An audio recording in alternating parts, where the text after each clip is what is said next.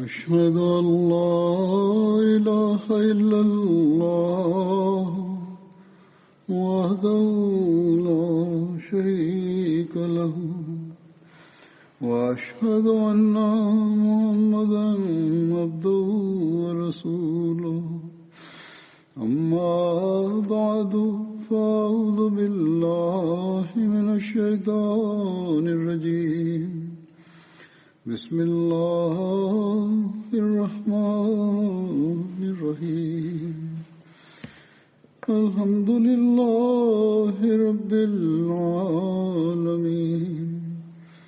الرحمن الرحيم مالك يوم الدين إياك نعبد وإياك نستعين اهدنا الصراط المستقيم صراط الذين أنعمت عليهم غير المغضوب عليهم ولا الضالين.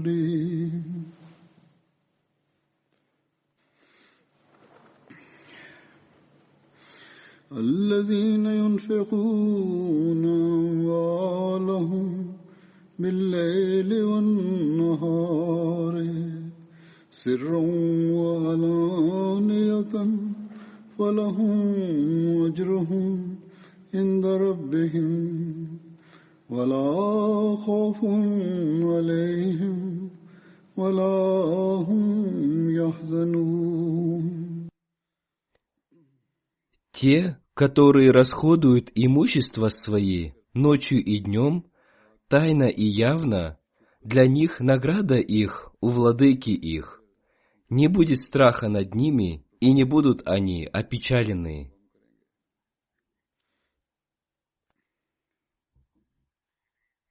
Всевышний Аллах в Священном Коране многократно обращает внимание верующих на пожертвования. И в этом аяте Всевышний Аллах говорит, что верующий человек расходует свое имущество ночью и днем, и тайно, и явно, и таким образом он становится принятым Богом.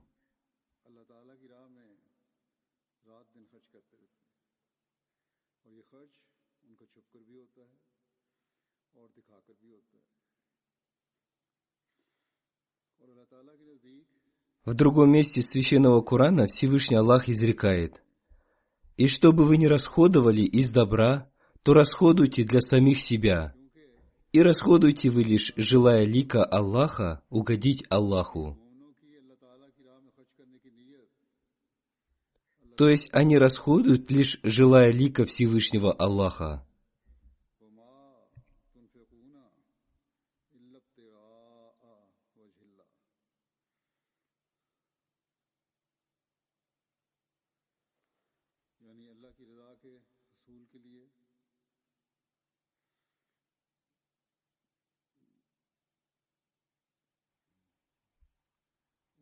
Одним из признаков верующего является то, что он расходует из своего чистого имущества, и он жертвует иногда явно и иногда тайно. И такие его пожертвования принимаются Богом, но только при одном условии, что он делает это, лишь желая лика Всевышнего Аллаха, то есть его довольства. Но если он расходует на показ, то его пожертвования не принимаются.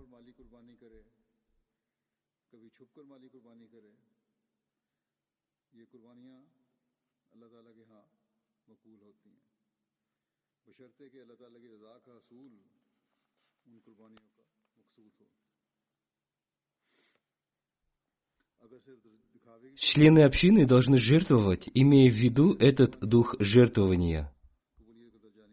Если этого духа жертвования нет, то ваши пожертвования будут бессмысленны.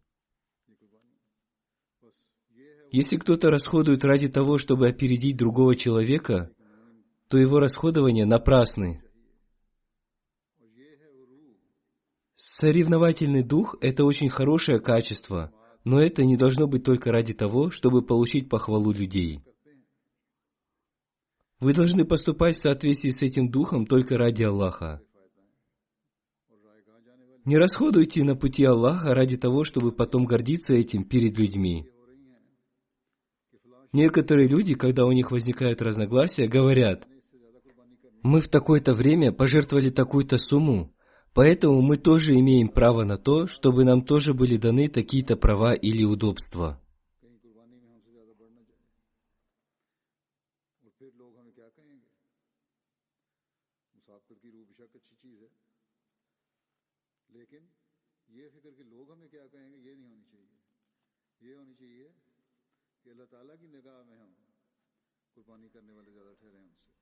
Не расходуйте ради того, чтобы вас хвалили вышестоящие люди или халиф времени, потому что это противоречит духу пожертвований, и это принесет вам вред.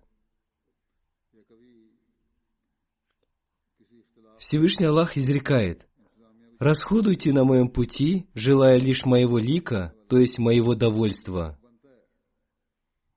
И такому человеку Всевышний Аллах увеличивает почтение и уважение.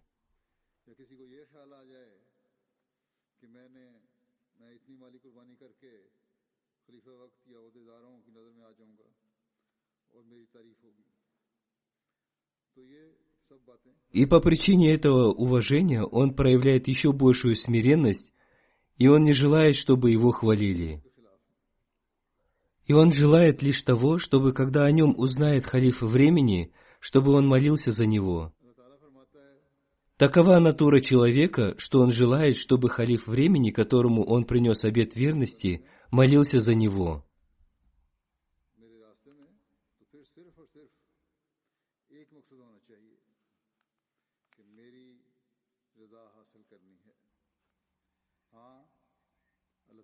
Если он имеет такие мысли, то в этом нет ничего плохого. Самым главным его намерением должно быть снискание лика Аллаха, то есть его довольства, и он желает, чтобы халиф времени молился за него, и он обрел приближение ко Всевышнему Аллаху.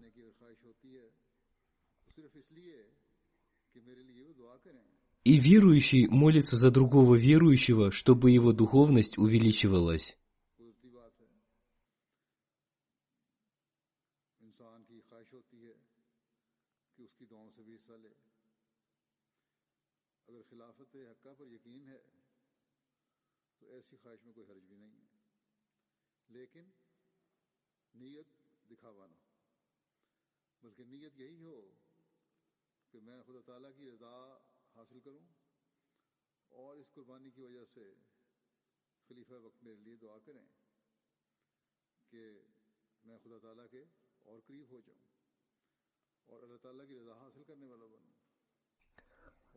В аяте, который я прочитал, Всевышний Аллах изрекает: «Те, которые расходуют имущество свои ночью и днем, тайно и явно, для них награда их у владыки их.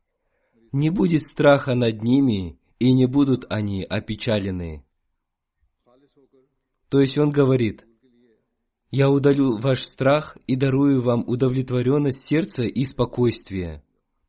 По милости Аллаха, члены общины обетованного Мессии, мир ему, имеют такие мысли, и они расходуют ради Аллаха.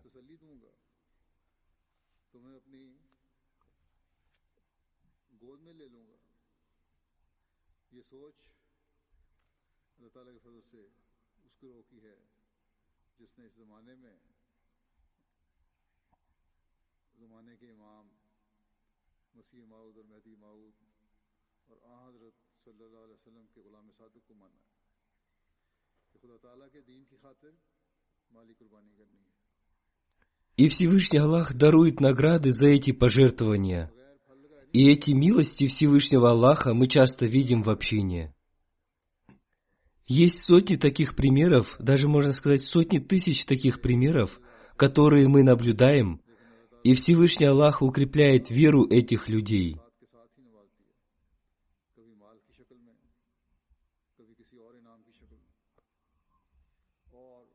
Но вместе с этим, те люди, которые совершают пожертвования, имеют также обязанности перед своими женами и детьми, и несоблюдение их прав является грехом.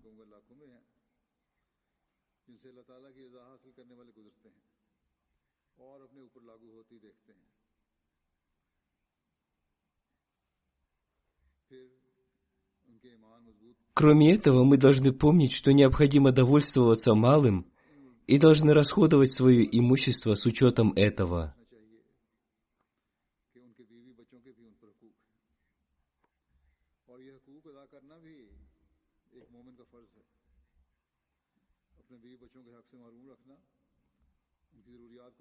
Когда человек получает милость Аллаха за свои пожертвования, то, видя это, он очень удивляется, и потом люди пишут мне о том, какую милость Аллаха они видели.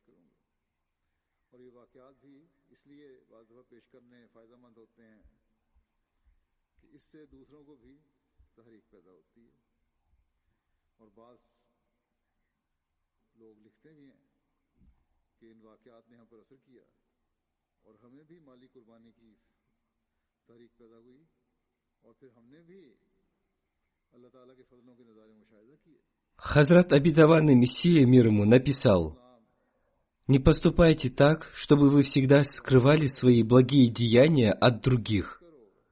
Если вы считаете, что скрывать благие деяния лучше для ваших душ, то скрывайте, но иногда некоторые благие деяния надо совершать явно, потому что когда другие слабые в пожертвованиях люди видят ваши благие деяния, и потом он поступает, следуя вашему примеру, то вы получаете за это двойную награду».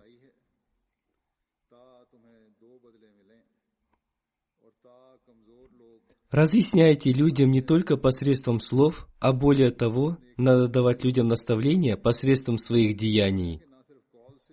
Потому что иногда слова не оказывают влияния, в то время как пример человека оказывает очень сильное влияние.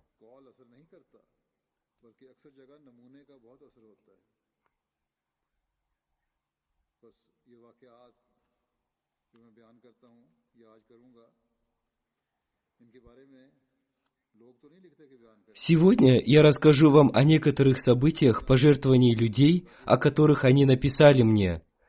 Но они пишут мне об этом не ради того, чтобы я упомянул их. Более того, некоторые люди пишут мне: «Когда вы будете рассказывать об этих пожертвованиях, не упоминайте моего имени». Эти люди получают двойную награду. Во-первых, они сами совершили пожертвование и получили за это награду от Всевышнего Аллаха. И во-вторых, когда люди, услышав об их пожертвованиях, последуют их примеру, то они во второй раз получат награду за свои пожертвования.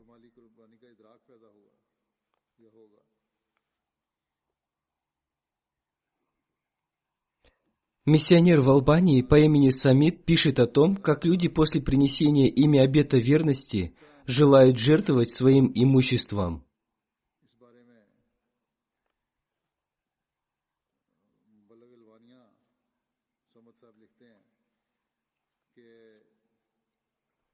Он написал: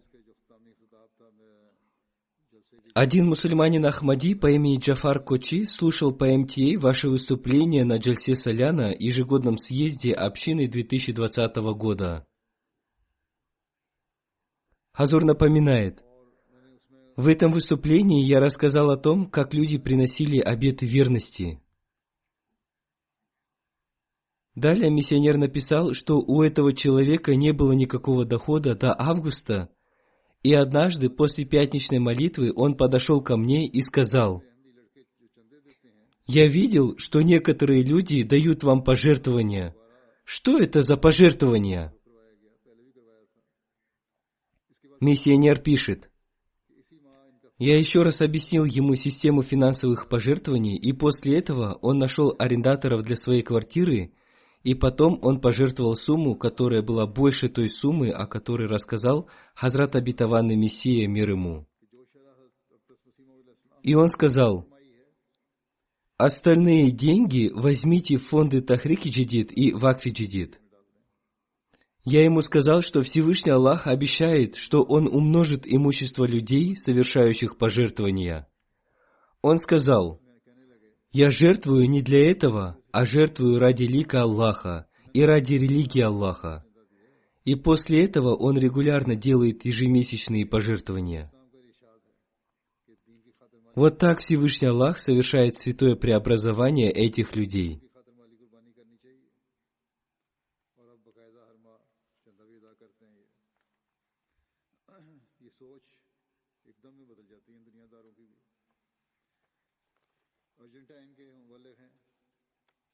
Сарвар Сахиб, миссионер из Аргентины, пишет: из-за коронавируса люди в Аргентине испытывают большие финансовые трудности. Но когда я объяснил новообращенным мусульманам Ахмади, что пожертвования на пути Аллаха являются одним из важных столпов ислама, и также объяснил им, что в общине существует также фонд Тахрик Джадид, и в него тоже надо жертвовать, они начали активно участвовать в пожертвованиях в этот фонд. Одна из них, Фатима Вероника, которая является вдовой и получает небольшую зарплату, несмотря на это, активно участвует в пожертвованиях в фонд Тахрик Джадид. Когда финансовый год фонда Тахрик Джадид заканчивался, она позвонила мне и сказала, что сейчас она не может выполнить свое обещание, но она старается собрать необходимую сумму для выполнения своего обещания. И спустя несколько дней она позвонила и сказала, что она уже собрала 5000 песо. В связи с финансовой ситуацией в Аргентине это сейчас большая сумма.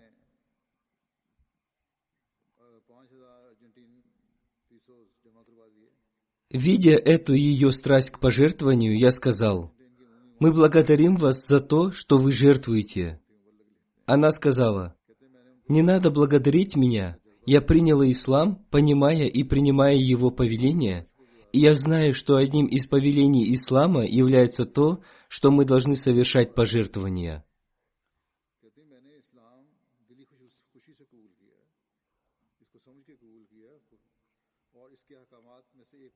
Я также должна жертвовать свое время ради общины, но мне очень жаль, что из-за своей занятости на работе я не могу этого сделать. Посмотрите на это святое преобразование, которое происходит в людях после принесения ими обета верности обетованному Мессии, мир ему. Эти люди понимают, что они должны стараться обрести довольство Всевышнего Аллаха, и они также уже стараются распространять миссию Хазрата обетованного Мессии, мир ему.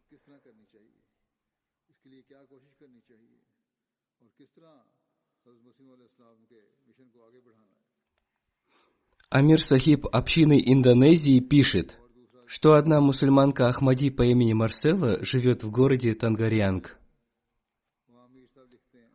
Из-за коронавируса ее муж потерял работу и начал свой бизнес, но он оказался неприбыльным. Потом он начал работать таксистом на мотоцикле по вызову через интернет, но это тоже не принесло успеха. И дело дошло до того, что у них не было еды на завтрак. Однако они беспокоились о том, что они должны были выполнить свое обещание сделать пожертвование в фонд Тахрик Джадид в месяц Рамазан. Она рассказала: мой муж всегда говорил мне: молитесь, и в месяц Рамадан я увидела во сне какого-то человека, и он спросил меня: вы дали такое-то обещание? Я ответила: да. Он сказал: выполняйте его. Когда я проснулась, это было время молитвы Тахаджуда, и затем, после сухура, утреннего приема пищи в месяц Рамадан, я рассказала о своем сне мужу. А спустя несколько дней мой муж пришел домой очень радостным, он дал мне большую сумму денег и сказал: когда я хотел забрать деньги из банка, заработанные во время работы на такси, это 50 000 индонезийских рупий, И я проверил свой счет, там оказалась сумма в 20 раз больше.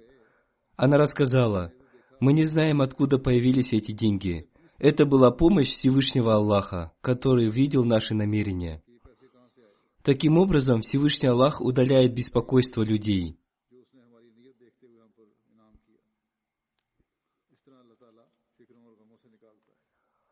Амир Сахиб общины Индонезии пишет: Нур Сахиба из деревни Лампонг ежедневно продавала пищу для детей возле одной школы.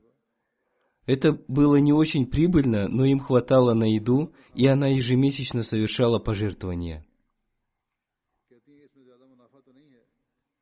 Потом из-за коронавируса школа была закрыта, и этот их источник дохода исчез.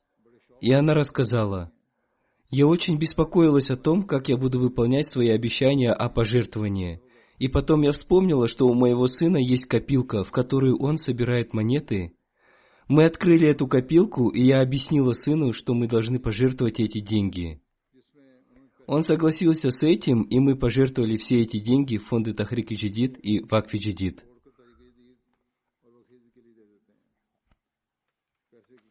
У нас оставалась только одна чашка риса, и я приготовила его детям на завтрак. Дети предлагали нам поесть вместе с ними, но мы сказали им, что мы уже поели, и мы сыты. Риса хватило только одному ребенку, и второй ребенок начал плакать из-за того, что ему не досталось. И тогда я начала совершать намаз и возносить мольбы, и спустя некоторое время пришел один человек и сказал, что ему нужен человек, чтобы собрать его урожай кукурузы, и он заплатит за это. Таким образом, Всевышний Аллах ниспослал нам помощь, и наша нужда была удовлетворена.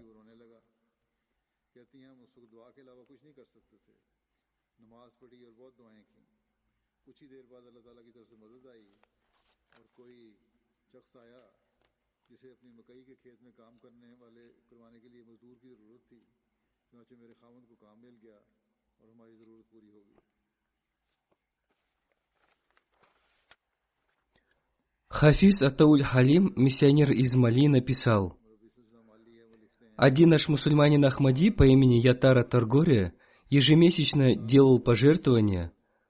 Ему сейчас 70 лет, и он уже участвует в системе васият, системе завещаний. Его дом находится на расстоянии 7 километров от миссионерского дома, и он всегда приезжает на велосипеде. Эта дорога не асфальтирована, но по этой дороге ему приходится приезжать в миссионерский дом. Недавно глава деревни отнял у него его землю, и из-за этого он очень сильно волновался. Он написал письмо Хазуру и совершил дополнительное пожертвование. Затем это дело о земле рассматривалось в суде. Он беспокоился, что судья не станет принимать решения против главы деревни из-за его связей. Однако судья принял решение против главы деревни, и земля была ему возвращена. После этого он пришел в мечеть и всем рассказывал об этом. Он говорил, что это была помощь Всевышнего Аллаха. И этот его рассказ произвел на людей очень хорошее впечатление. Таким образом, Всевышний Аллах меняет страх людей на спокойствие. Амир Сахиб общины Франции написал, что один член общины в этом году дал обещание, что он пожертвует в фонд Тахрик-и-Джадид в 2 раза больше, чем в прошлом году. И таким образом его обещание составило 1000 евро. Но после этого начался локдаун, и он полностью перестал получать доход. И оказалось, что он не сможет выполнить своего обещания. Но он начал молиться и твердо решил, что он обязательно выполнит свое обещание, и Всевышний Аллах оказал ему свою милость. И ему дали на работе вознаграждение в размере 1000 евро. Он сказал: «Это было вознаграждение от Аллаха, чтобы я смог выполнить свое обещание. Я не мог ожидать того, чтобы мой начальник дал мне такое вознаграждение». Поскольку речь зашла о локдауне, я хочу сказать, что здесь, в Великобритании, на следующие 4 недели тоже начинается локдаун, и поэтому сейчас в мечети нет молящихся, кроме того, кто произнес азан. Государство разрешило произносить пятничную проповедь одному.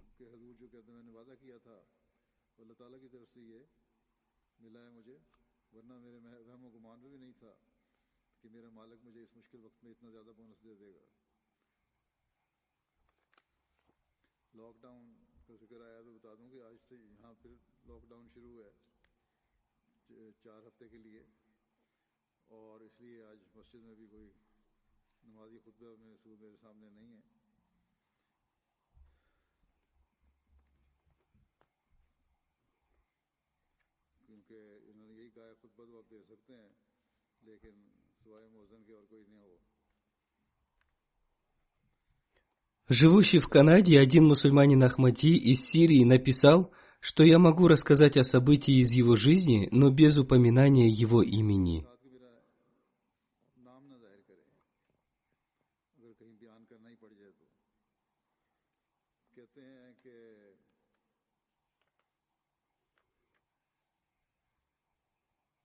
Он написал: когда в Исламабаде, Великобритании, начал работать новый центр Ахмадийской мусульманской общины, я пообещал Аллаху, что в знак благодарности Всевышнему Аллаху я пожертвую 5000 канадских долларов. В то время я получал зарплату 4000 канадских долларов. Но после этого я купил машину и поменял место работы. Однако у меня не было возможности выполнять свое обещание, и кроме этого мне приходится отправлять деньги в Сирию, чтобы помогать своим родственникам.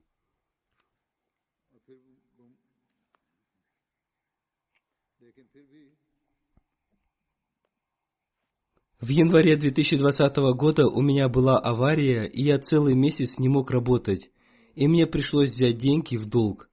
А после этого из-за коронавируса начался локдаун. В феврале и в марте этого года мы находились в очень трудном финансовом положении и были вынуждены покупать самую дешевую еду.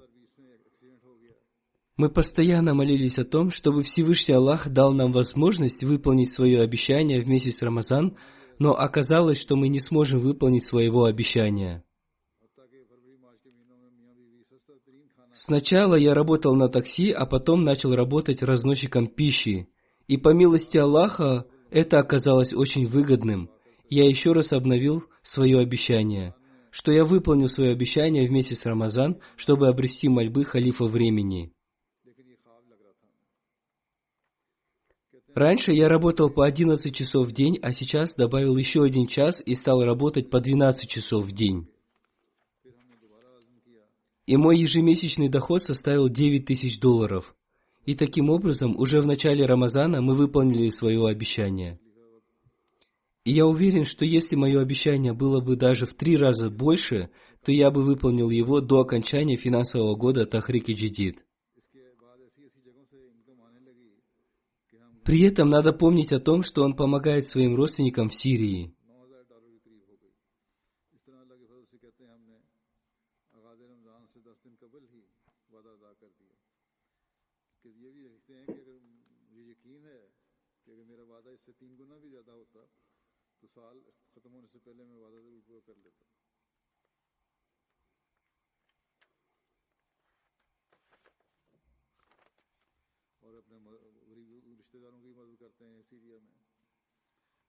Амир Сахиб общины Сьерра-Леоне пишет, что Усман Сахиб из общины Фритаун является нашим имамом.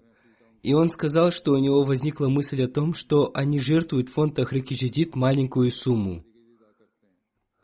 У меня есть маленький магазин, и мы можем зарабатывать только на свои нужды. Когда я услышал в мечети, что скоро нужно будет заплатить взносы в Тахрик-и-Джадид, у нас с женой возникла мысль, что мы должны сделать копилку для сбора денег в этот фонд. И мы стали ежедневно класть монеты в эту копилку.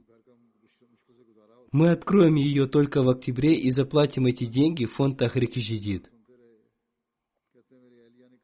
В предыдущие годы мы платили только 20 000 леоне, но в этом году, по милости Всевышнего Аллаха, мы заплатили больше 200 000 леоне. Я рассказал об этом способе своим братьям, и они в этом году тоже заплатили 130 000 леоне. Моя жена очень рада тому, что в этом году мы сделали такое большое пожертвование, и в результате этого наш доход тоже увеличился. Этому научил нас Всевышний Аллах, и мы будем поступать по этому методу.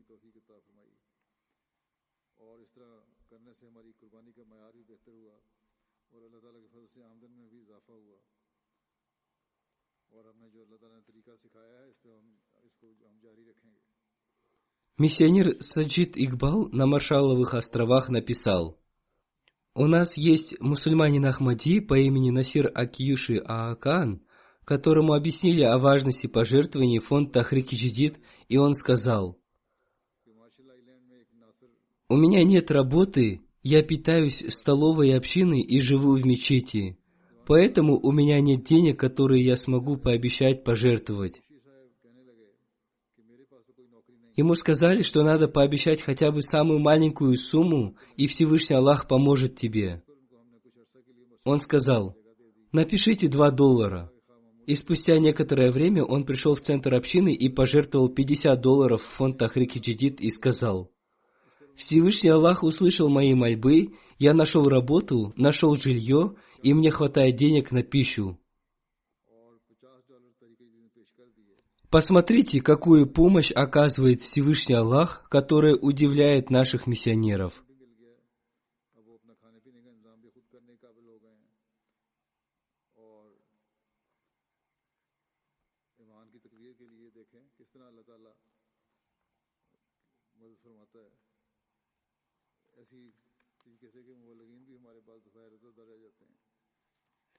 Амир Сахиб общины Гамбии пишет: «У нас было организовано мероприятие, посвященное пожертвованиям в фонд Тахрик-и-Джадид в поселении Бассее. И людям объяснили, что мы должны дать обещание пожертвовать какую-то сумму и потом выполнить свое обещание. На этом собрании был Муса Сахиб, и у него не было денег, чтобы дать обещание. Ночью он молился Всевышнему Аллаху: «О Аллах, дай мне возможность стать одним из тех, кто совершает ради Тебя пожертвования». И Всевышний Аллах услышал его мольбы, и спустя несколько дней компания, в которой он работал, предложила ему участвовать в одном мероприятии и сказали, что они заплатят ему за это 2000 даласий. Он согласился, и таким образом Всевышний Аллах создал для него дополнительный источник дохода. И теперь он часто призывает людей участвовать в пожертвованиях в фонд Тахрик-и-Джадид. Президент общины на Филиппинах написал, что община Симоноль является очень старой общиной, и большинство ее членов связаны с образованием. И он написал мне, чтобы я возносил особые мольбы за 3 учителей, потому что они не получили зарплату за март. Но несмотря на это, они совершили пожертвования в фонд Тахрик-и-Джадид. Посмотрите, как эти люди, живущие в далеких странах, совершают пожертвования. Миссионер в Кабабире Шамсудин Сахиб написал, что община Аль-Халиль является новой общиной в Палестине, и там живут люди, находящиеся в слабом финансовом положении. Однако все они принимают участие в пожертвованиях в фонд Тахрик-и-Джадид. Ибрагим Халиль, новообращенный мусульманин Ахмади, после принесения обета верности сразу стал участвовать в пожертвованиях в фонд Тахрик-и-Джадид. Однако он пожертвовал очень большую сумму. Он рассказал: «Однажды один должник по причине каких-то своих нужд не смог вернуть мне свой долг вовремя, и я должен был заплатить взнос в фонд Тахрик-и-Джадид, и для этого мне пришлось взять долг у Амира Сахиба. Амир Сахиб сказал мне: вы пожертвовали в фонд Тахрик-и-Джадид, и Всевышний Аллах обязательно вознаградит вас за это». И после этого к нему пришел его должник и вернул ему все деньги. Из Германии, из общины Висбадена написали, что один мусульманин Ахмади из их общины пришел в офис общины и сказал: «Мое дело о предоставлении статуса беженца рассматривает такой-то судья, который обычно не принимает положительного решения. В предыдущей проповеди Хазура я слышал, что Всевышний Аллах помогает тем, кто участвует в пожертвованиях в фонд Тахрик-и-Джадид. Поэтому я даю обещание, что я пожертвую в этот фонд $1000. После этого Всевышний Аллах оказал ему свою милость, и его дело рассматривал другой судья, который вынес положительное решение. Он пришел в офис общины и сказал: «Я пришел выполнить свое обещание и пожертвовал $1000 в фонд Тахрик-и-Джадид». Секретарь фонда Тахрик-и Джадид Великобритании написал, что у одного мусульманина Ахмади из города Бертин не было работы. Он пожертвовал фонд Тахрик-и Джадид, и уже на следующий день он нашел работу. У другого мусульманина Ахмади тоже были финансовые проблемы, но несмотря на это, он выполнил свое обещание сделать пожертвование, и спустя некоторое время он получил письмо из налогового органа о том, что в прошлом году он заплатил большой налог, чем он должен был заплатить, и он может взять эти деньги обратно. И эта сумма была больше, чем он пожертвовал. Один человек работал в офисе, и кто-то пожаловался на него, начальнику, и в связи с этим он очень беспокоился. Находясь в этом состоянии, он пожертвовал фонд Тахрик-и Джадид, и после этого его начальник принял решение уволить того, кто пожаловался на него. У одного человека машина попала в яму, и он подумал, что если его машина не получит никаких повреждений после того, как ее вытащат из ямы, то он совершит дополнительное пожертвование в фонд Тахрик-и Джадид. И когда его машину достали, на ней не было никаких повреждений, и он пожертвовал сумму, которую он зарабатывал за неделю. Один ребенок пожертвовал в фонд Тахрик-и Джадид свои карманные деньги, которые он собирал 6 месяцев. Посмотрите, дети тоже активно участвуют в пожертвованиях в этот фонд. Один молодой человек накопил деньги на свой отдых, и он пожертвовал все эти деньги в фонд Тахрик-и Джадид. Президент общин Баркинга и Дакина сказал, что он обязательно выполнит обещание всей общины, даже если ему придется для этого доплатить свои личные деньги. Ему пришлось заплатить свои личные деньги, и после этого его фирма сообщила ему, что в этом году ему будет дано вознаграждение в 70 раз больше, чем в прошлом году. И эта сумма, которую ему дали, была во много раз больше той, которую он доплатил в фонд Тахрик-и Джадид. Из Казахстана пишет Ленар Абдурахманов. Он написал, что он регулярно совершал пожертвования в фонды Тахрик-и Джадид и Вакф-и Джадид. Посмотрите, в пожертвованиях в эти фонды участвуют люди из разных стран и разных городов. Он написал: «По благословению Всевышнего Аллаха, моя жена закончила медицинский колледж и нашла работу, государство дало нам кредит на дом, мои дети ходят в детский сад, и мое финансовое состояние сейчас во много раз лучше, чем было раньше. У меня 2 машины, и я планирую построить свой дом, и все это по милости Всевышнего Аллаха, благодаря нашим пожертвованиям. До этого мы арендовали квартиру, и у нас были финансовые трудности, но потом мы стали совершать пожертвования, и Всевышний Аллах оказал нам большую милость». Мухаммад Ахсин из Гвинеи-Бисау написал, что один мусульманин Ахмади по имени Мухаммад Ибрагим дал обещание сделать пожертвование в фонд Тахрик-и Джадид, когда он услышал проповедь Хазура. И он пообещал, что будет совершать пожертвования ежемесячно, и он так и делал. Но из-за коронавируса он перестал получать доход и не смог выполнить свое обещание. И в связи с этим он очень беспокоился и начал возносить мольбы, и после этого ему позвонили и спросили, сможет ли он построить строительный блок. И он сказал «да». И таким образом он получил работу, и его финансовые проблемы были устранены. Он сказал, что все это произошло из-за того, что он отзывается на призыв халифа времени.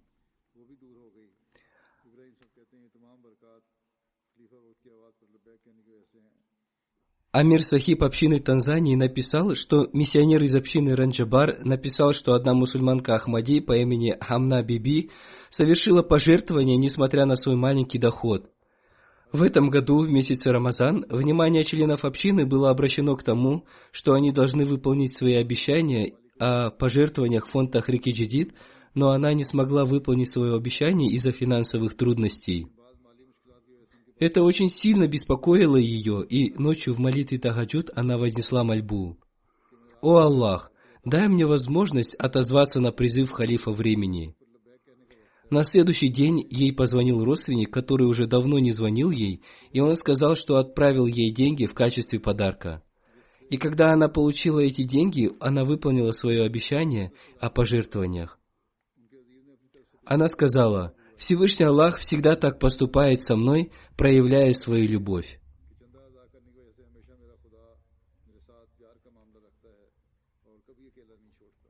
Финансовый секретарь общины Кадьяна написал, что в общине Киролайн один мусульманин Ахмади обещал пожертвовать в фонд Тахрик-и Джадид 500 тысяч рупий.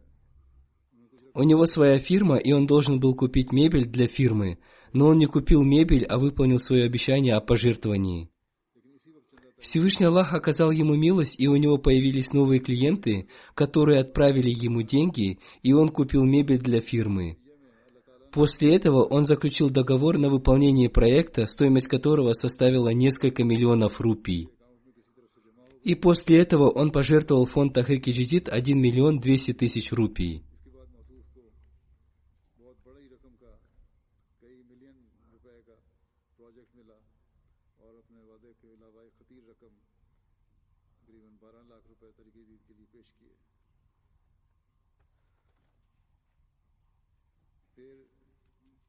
Абдул-Ваджид Сахиб, финансовый секретарь общины Индии, написал, что они провели в Керале собрание, посвященное пожертвованиям в фонд Тахрик-и-Джадид. И на этом собрании внимание членов общины было обращено на пожертвования в фонд Тахрик-и-Джадид. После собрания мы были приглашены в дом президента общины, и его 8-летняя дочь пришла со своей копилкой и сказала: «Все, что я собрала, я отдаю в фонд Тахрик-и-Джадид», и в этой копилке было 864 рупия. И ее отец сказал: «Когда я прихожу домой, она всегда говорит мне: „Папа, дай мне монеты, если они у тебя есть“. И все монеты, которые я ей даю, она складывает в копилку, и эти деньги она собирала в течение нескольких месяцев». Таким образом, Всевышний Аллах даровал нашим детям понимание важности пожертвований.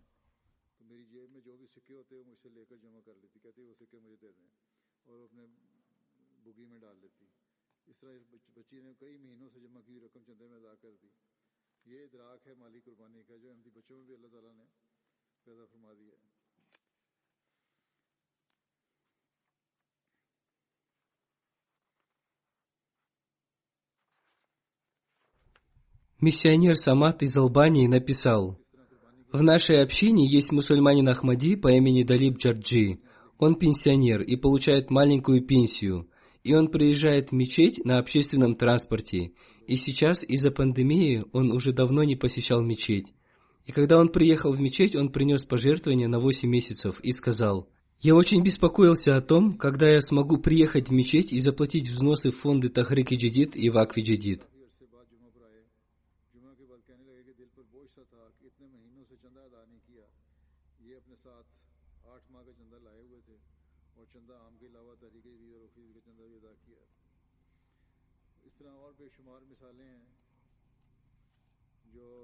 Миссионер из Танзании пишет: «У нас есть один мусульманин Ахмади по имени Салех Матонга. Он всегда участвует в финансовых пожертвованиях. Но недавно он заболел, и у него не было денег на лечение. А когда он получил свою пенсию, то он прежде всего заплатил свои взносы.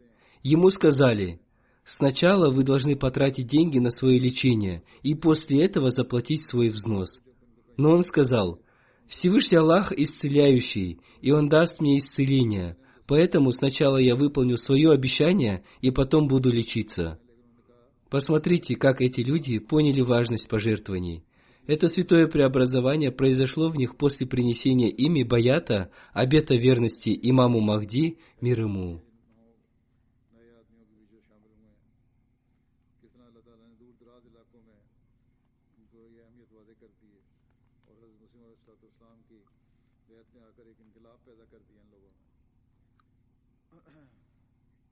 Амир Сахиб общины Гамбии написал: «Мы провели мероприятие, посвященное фонду Тахрик-и-Джадид, и на этом мероприятии было сказано: „Живите скромной жизнью и не испытывайте стыда, совершая любую работу“». И после этого мероприятия Ибрагим Сахиб подошел ко мне и сказал, что он обещает пожертвовать в фонд Тахрик-и-Джадид 1000 даласи, и он также отправит своего сына учиться в джаме Ахмадия, чтобы он стал миссионером. Сейчас его сын учится в школе, пусть Всевышний Аллах сделает так, чтобы его сын стал миссионером.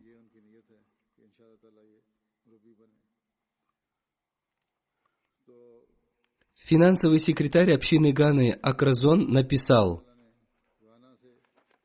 «Президент общины дал мне 50 ганских седи в качестве подарка, и я сразу пожертвовал эти деньги в фонд Тахрик-и-Джадид. На следующий день я вместе со своим начальником ездил по делам, и после того, как мы сделали это дело, он спросил меня: „Как ты вернешься домой?“ Я ответил: «Я возьму такси». Он сказал: «Загляни в свой телефон». Когда я открыл свой телефон, я увидел, что он отправил мне 1000 седи. Я пожертвовал 50 седи, а Всевышний Аллах дал мне 1000 седи. У меня есть много таких событий, и я рассказал только о некоторых из них. Пусть Всевышний Аллах благословит имущество этих людей.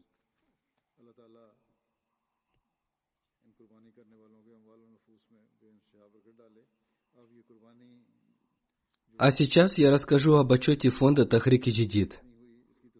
По милости Всевышнего Аллаха, 31 октября подошел к концу 86-й год деятельности фонда Тахрик-и-Джадид, и уже начался 87-й год. В этом году люди пожертвовали 14,5 миллионов фунтов стерлингов.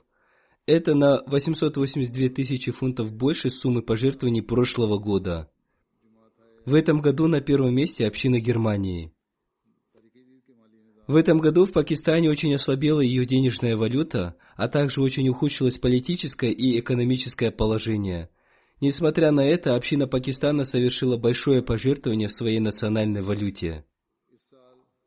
По общей сумме пожертвований на первом месте община Германии, на втором Великобритании, затем США, Канады, община одной из стран Ближнего Востока, Индии, Австралии, Индонезии, Ганы, затем община еще одной страны Ближнего Востока.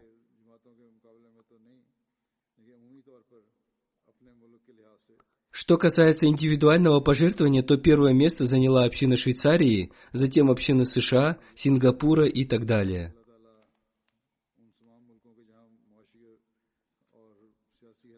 В африканских странах по общей сумме пожертвований первое место заняла община Ганы, второе – Нигерии, затем Буркина-Фасо, Танзании, Гамбии, Сьерра-Леоне. Община в Сьерра-Леоне большая, и руководителям общины надо правильно объяснять людям важность пожертвований. Если они так сделают, то люди будут активно в них участвовать.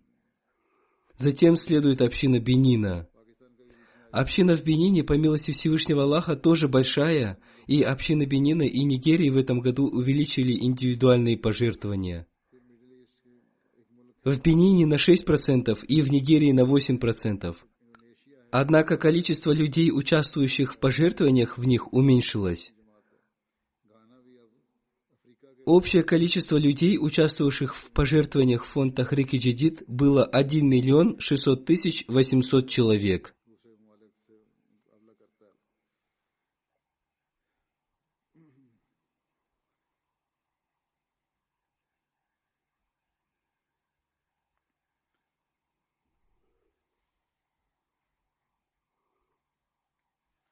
По количеству участников в африканских странах на первое место вышла община Ганы, затем община Буркина-Фасо, Сенегала, Гамбия, Конго-Киншаса, Танзании, Либерии, Кении, Центральной Африки, Сан-Томе, Конго-Бразавиль, Зимбабве.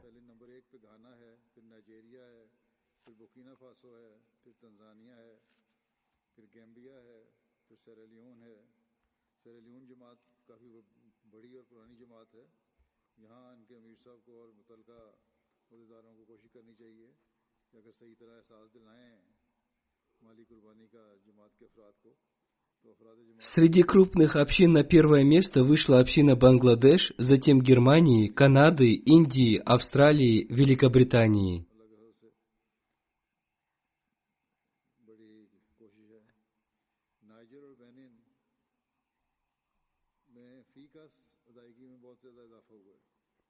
Число участников, которые впервые приняли участие в пожертвованиях в фонд Тахрик-и-Джадид, согласно отчету Центра, составило 5927 человек.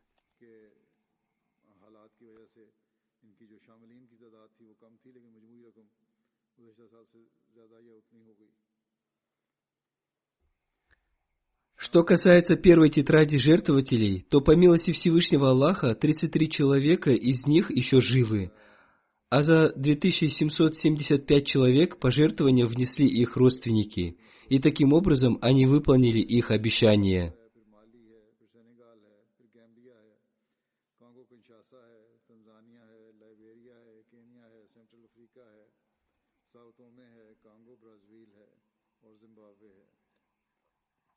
Община Германии заняла первое место, поэтому я перечислю по порядку первые 10 общин Германии. Махди-Абад, Роттермарк, Нойс, Нида, Колен, Панеберг, Оснабрек, Флоренсхайм, Кель, Френч.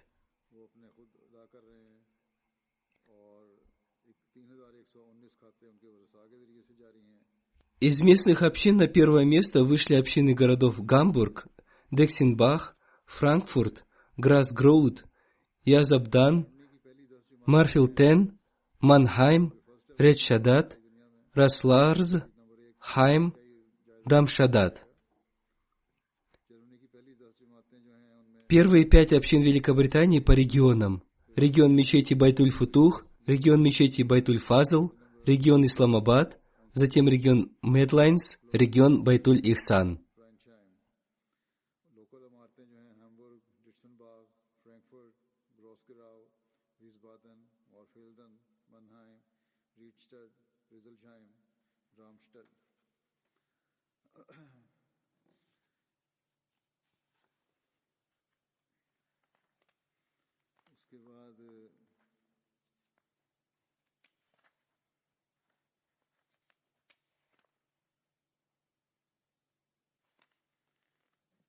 फिर नंबर 2 पे बरतानिया है, तो बरतानिया की जो जमातों की पोजीशन है वो ये है.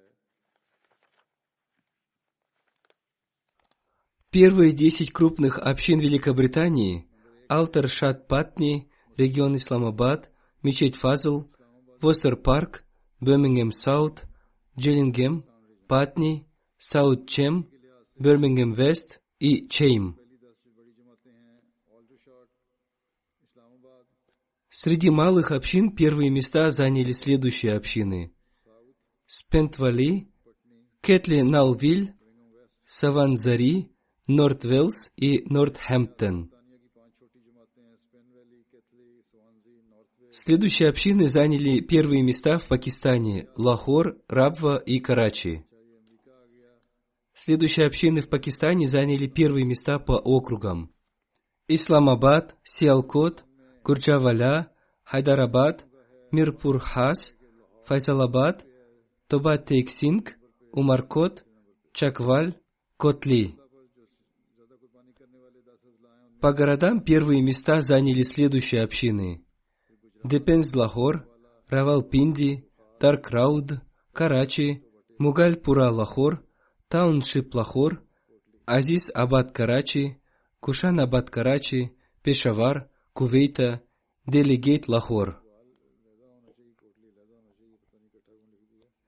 Первые 10 общин США: Мэриленд, Лос-Анджелес, Силикон-Валли, Центральная Вирджиния, Сиэтл, Ашхош, Детройт, Чикаго, Южная Вирджиния, Хьюстон, Атланта и Бостон.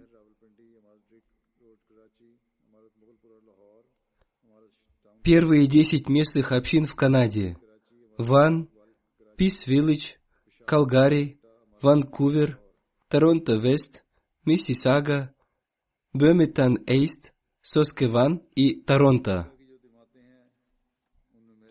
Среди мелких общин первые места заняли следующие общины: Брэдфорд-Хэмилтон, Маунтайн, Эйдмин-Вест, Джайна, Восточный Хэмилтон.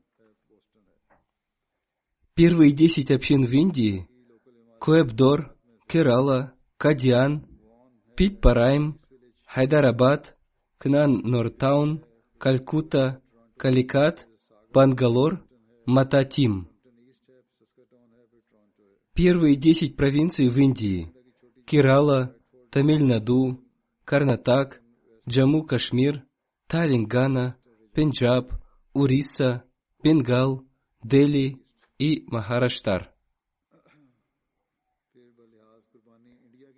Первые 10 общин Австралии: Мельбурн, Лангварн, Касл-Хилл, Бирук-Мельбурн, Марсидон-Парк, Эдилай-Саут, Пейн-Рад, ACT-Кенбра, Эдилат-Вест, Маунт-Дроид, Пира-Мата.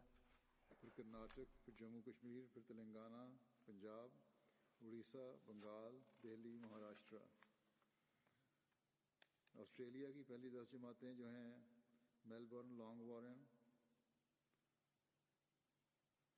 Castle Hill, Melbourne Berwick, Marsden Park, Adelaide South, Penrith,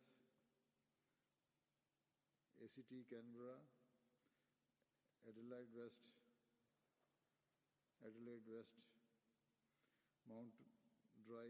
Mount Druitt, Parramatta. Пусть Всевышний Аллах благословит всех людей, совершивших пожертвования и их имущество. Сейчас я объявляю о начале 87-го года фонда Тахрик Джадид, который начался 1 ноября этого года. Также я хочу обратить внимание членов общины на то, чтобы уделить особое внимание мольбам. Мы всегда возносим мольбы за себя и за свою общину, но мы также должны возносить мольбы за всех мусульман, поскольку лидеры некоторых стран уже выразили свою ненависть к мусульманам. Очевидно, что эти лидеры считают своими богами людей, и они поступают согласно желанию людей. И иногда они не дают правильных наставлений своему народу и ведут его в заблуждение. Некоторые открыто не выражают своей ненависти к исламу, но в их сердцах есть ненависть. Эти люди настроены против ислама, потому что у них нет правильного понимания ислама. Как бы то ни было, мы должны возносить мольбы за них и должны донести до них правильное понимание ислама.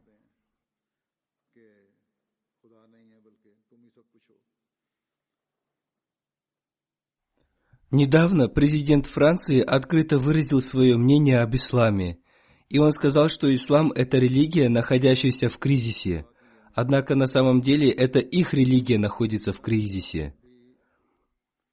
Во-первых, они являются неверующими, но если они верят, то они уже забыли, что такое истинное христианство. Ислам, по милости Всевышнего Аллаха, это живая религия, и она достойна того, чтобы она распространилась, и по милости Всевышнего Аллаха она уже распространяется. И Всевышний Аллах взял на себя заботу о его охранении в каждую эпоху. В настоящую эпоху посредством обетованного Мессии и Махди, мир ему, ислам распространяется по всему миру. Истина состоит в том, что эти противники ислама открыто выражают такое мнение, потому что они знают, что у исламских стран отсутствует единство. Здесь я хочу похвалить премьер-министра Канады, который сказал, что высказывание президента Франции неправильное, и мы должны уважать религиозные чувства других людей. Как бы было хорошо, если бы и другие лидеры мира имели такое же мнение, как и премьер-министры Канады, и они тоже выступили бы за мир во всем мире. Одним словом, слова премьер-министра Канады заслуживают похвалы, и мы должны молиться за него, чтобы Всевышний Аллах раскрыл его грудь для принятия ислама. Одним словом, всем ясно, что среди мусульман отсутствует единство. Одна мусульманская страна выступает против других мусульманских стран, каждая община имеет разногласия с другими общинами. Если бы мир знал, что мусульмане едины и они готовы пожертвовать собой ради религии, то лидеры немусульманских стран не смогли бы так поступать, и ни одна газета не смогла бы публиковать карикатуры на святого пророка Аллаха, мир и благословение Аллаха да пребывает с ним. Несколько лет назад в Дании и во Франции были опубликованы карикатуры на святого пророка, мир и благословение Аллаха да пребывает с ним. Мусульмане подняли временный шум и сказали, что они не будут покупать вещи, произведенные в этих странах. Но потом они замолчали и ничего не сделали.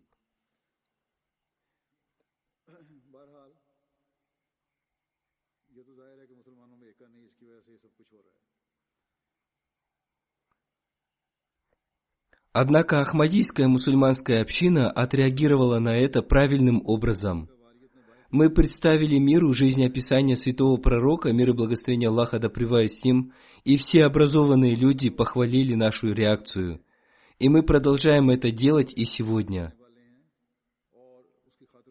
Мы разъясняем, что некоторые безумные люди используют имя ислама, но они не поступают согласно исламу, И это не дело президента какой-либо страны приписывать эти неправильные деяния исламу и говорить, что ислам находится в кризисе, и подстрекать людей против ислама. И заявлять, что это наша борьба, и мы будем бороться против этого. Однако мы, мусульмане, поступая неправильно, подстрекаем их на эти высказывания. Я уже говорил о том, что ни один мусульманин не может вынести оскорблений и карикатур на святого пророка, мир и благословение Аллаха да пребывает с ним.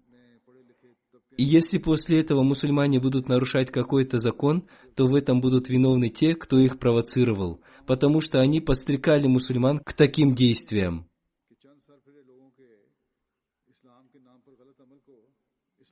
Сейчас они называют это так называемой свободой слова. Одним словом, это не мусульманские страны подстрекают мусульман на нарушения.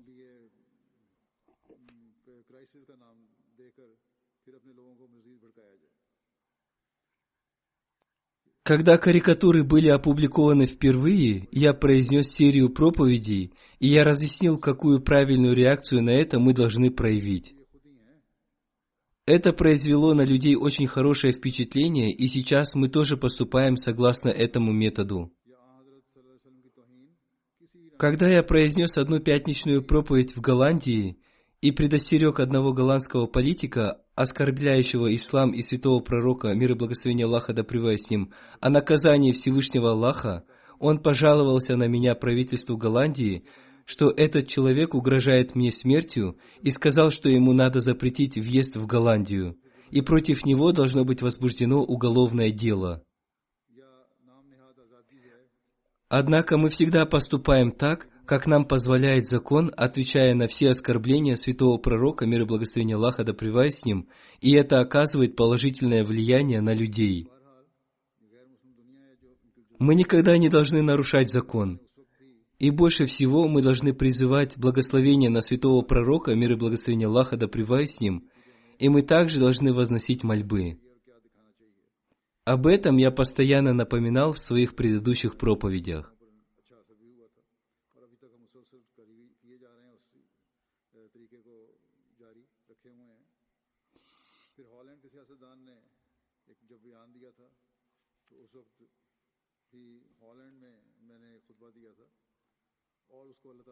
Мы постоянно будем защищать ислам и будем поступать согласно истинному учению ислама, несмотря на противостояние так называемых богословов, иншаллах. Если кто-то убивает одного или двух людей, он может получить временное утешение, но это не является окончательным решением проблемы. И если мусульмане хотят окончательного решения проблемы, они должны создать единство. На высказывание французского президента ответ дал президент Турции, и еще 2 страны выразили свою реакцию. Однако это не может оказать такое действие, какое оно могло бы оказать, если бы все мусульманские страны выразили свою реакцию. Говорят, что после высказывания президента Турции, президент Франции сказал, что его неправильно поняли, но вместе с этим он сказал, что он не изменил своего мнения, и мы будем продолжать делать то, что мы делаем. Если бы 54 или 55 стран единогласно показали свою реакцию, то он был бы вынужден попросить прощения. Молитесь, чтобы мусульмане как минимум единогласно выразили свое мнение. Если они будут так делать, то потом мы увидим, какое это окажет влияние на них, лидеров немусульманских стран.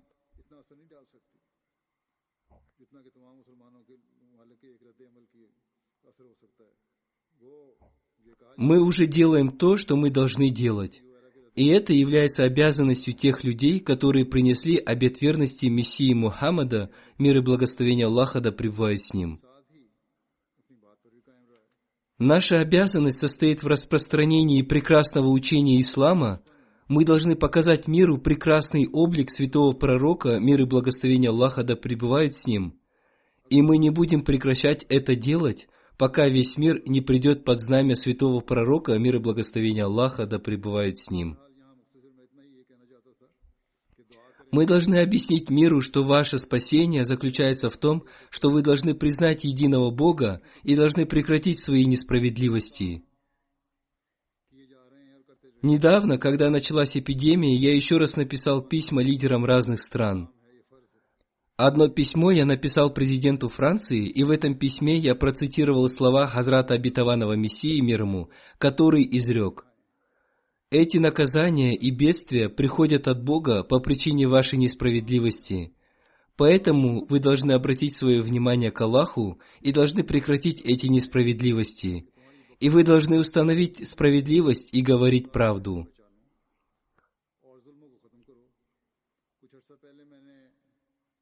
Мы должны выполнять свою обязанность, которая возложена на нас, и мы будем выполнять эту обязанность. И это их дело, будут ли они слушать или нет. Но как бы то ни было, мы не должны забывать в своих молитвах мусульманскую умму.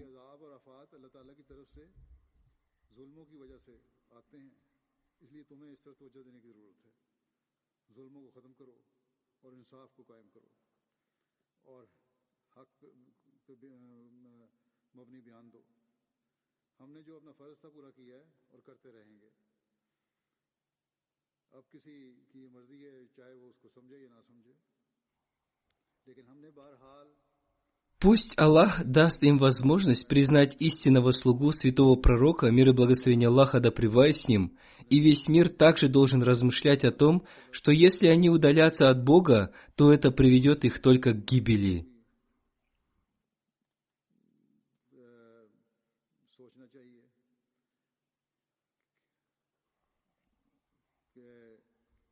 Мы должны стремиться к тому, чтобы весь мир пришел к единобожию. Истинная цель фонда Тахрик-и-Джадид и заключается в том, чтобы привести весь мир под знамя святого пророка, мир и благословение Аллаха да пребывает с ним.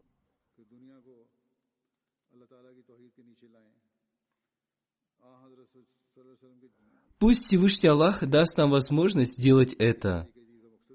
И нам также необходимо возносить мольбы за весь мир, потому что эпидемия сейчас распространяется, и не дай Бог, чтобы случилось так, что когда мы спасемся от одного бедствия, на нас обрушилось другое бедствие в виде мировой войны. Пусть Аллах даст разум людям всего мира, чтобы они признали одного Бога и выполняли свои обязанности перед Ним. Аминь.